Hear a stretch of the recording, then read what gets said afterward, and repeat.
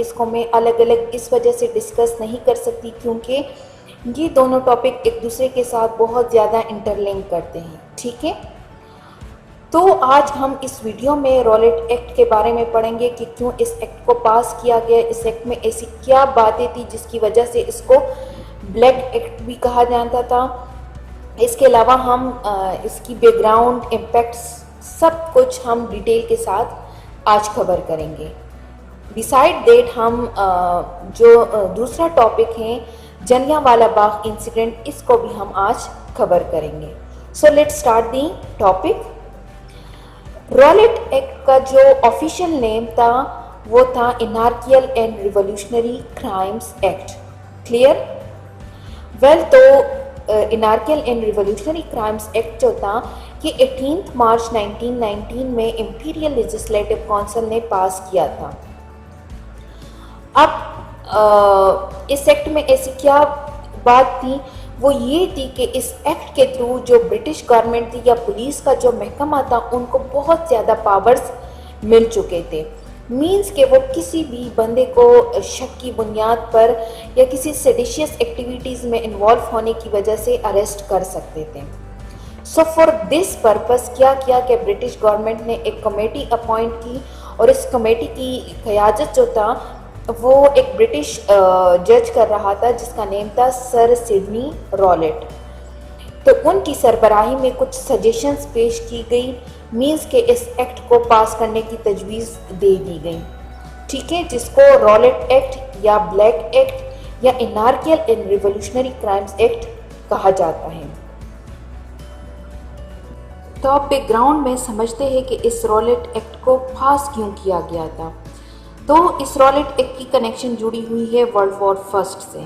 World war first कब start हुई थी? इफ़ यू रिमेंबर, जुलाई 1914 में वर्ल्ड वॉर फर्स्ट स्टार्ट हुई थी।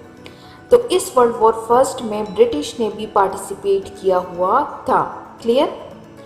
दूसरी तरफ क्या था कि ब्रिटिश इंडिया में इनके खिलाफ कुछ नेशनलिस्ट और रिवोल्यूशनरी एक्टिविटीज़ भी स्टार्ट हो चुके थे। So during that time period British government ने क्या किया, इन एक्टिविटीज़ को सप्रेस करने के लिए एक एक्ट पास किया जो कि था डिफेंस ऑफ इंडिया एक्ट 1915। जबकि दूसरी तरफ अगर हम देखें तो जो वर्ल्ड वॉर फर्स्ट थी वो नवंबर 1918 में एंड हो चुका था और जो इन्होंने एक्ट पास किया हुआ था डिफेंस ऑफ इंडिया एक्ट 1915 वो भी अगले 6 महीनों में एक्सपायर होने वाला था। मींस के उसका टाइम पीरियड ख़त्म होने वाला था।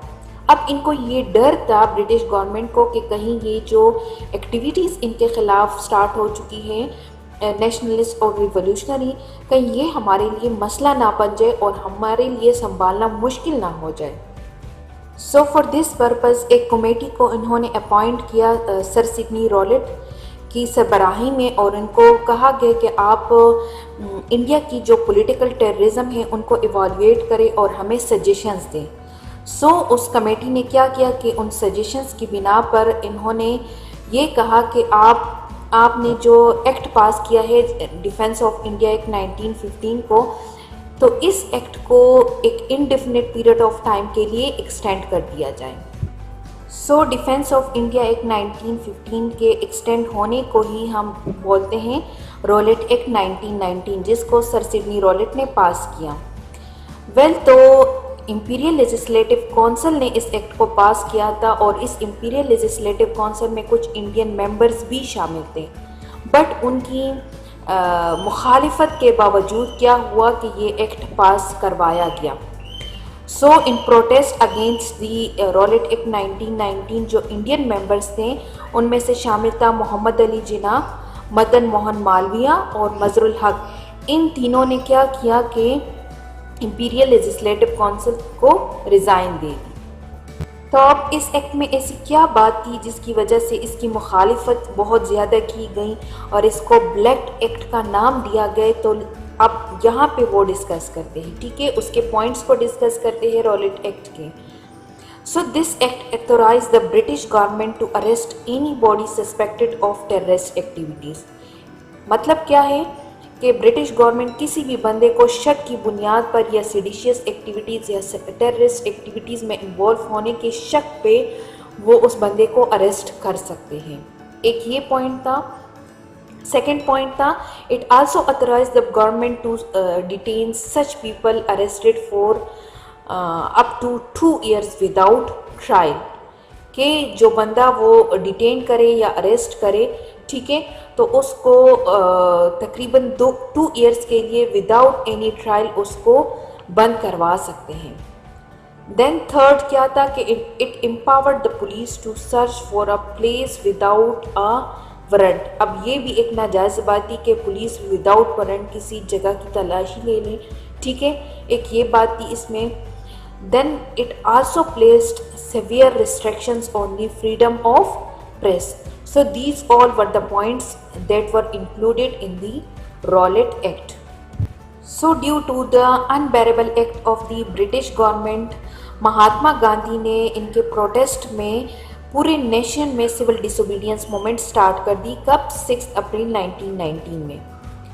फिर क्या होता है कि जब पंजाब में इसकी वजह से हालात बहुत ज़्यादा नाजुक और ख़राब हो जाते हैं तो ब्रिटिश गवर्नमेंट वहाँ पे मार्शल लॉ को इम्प्लीमेंट कर देते हैं। And then Mahatma Gandhi call of the civil disobedience movement. So as a result of this violent protest, बहुत सारे जो कांग्रेस लीडर्स होते हैं उनको अरेस्ट किया जाता है। देन इसके बाद क्या हुआ था कि 13 अप्रैल 1919 को जलियांवाला बाग मैसकर वाक़या हो जाता है, ठीक है। इसमें क्या हुआ था, इस कहानी को समझने की कोशिश करें। हुआ यूँ था कि कुछ गैदरिंग जो थी, मीन्स कुछ लोग, उसमें बच्चे, उसमें औरतें शामिल थी और ये जलियांवाला बाग में इकट्ठे हुए थे to celebrate a festival of Baisakhi, जबकि इन लोगों को पता नहीं था कि पंजाब में मार्शल लॉ लग चुकी है। सो they also celebrating the Baisakhi festival and they also protest the Rowlatt Act and wrongful arrest of the Congress leaders, ठीक है। हुआ क्या कि जब जनरल डायर को पता चला, हुआ जनरल डायर, ये उस टाइम पंजाब का लेफ्टिनेंट गवर्नर था। तो जनरल डायर ने क्या किया, इनको ऑर्डर, अपने जो आदमी थे उनको ऑर्डर दे दिया कि इस पार्क के तमाम एंट्रेंस को बंद कर दे, ब्लॉक कर दे और इन लोगों पर ओपन फायरिंग की ऑर्डर दे दी।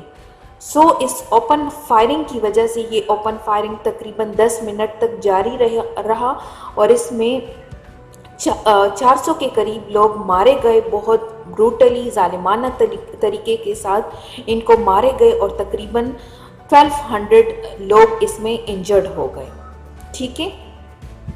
देन इसके बाद क्या हुआ था कि गवर्नमेंट ने इस जलियांवाला बाग मैसकर की इंक्वायरी के लिए एक हंटर कमीशन को भी अपॉइंट किया था, इवन दो कि इन्होंने जनरल डायर की जो एक्ट थी उसको कंडेम्ड भी किया था, बट इनके ख़िलाफ़ कोई एक्शन नहीं लिया गया, ठीक है।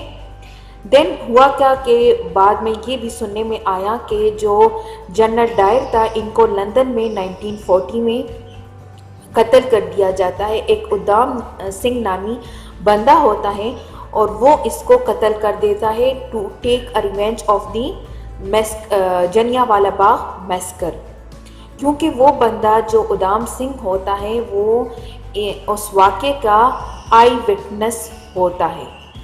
So this was all about the Rowlatt Act and Jallianwala Bagh incident. Hope you guys will understand this. But if you have any question, do write your question in the comment section below. Thank you for watching my video. Allah Hafiz.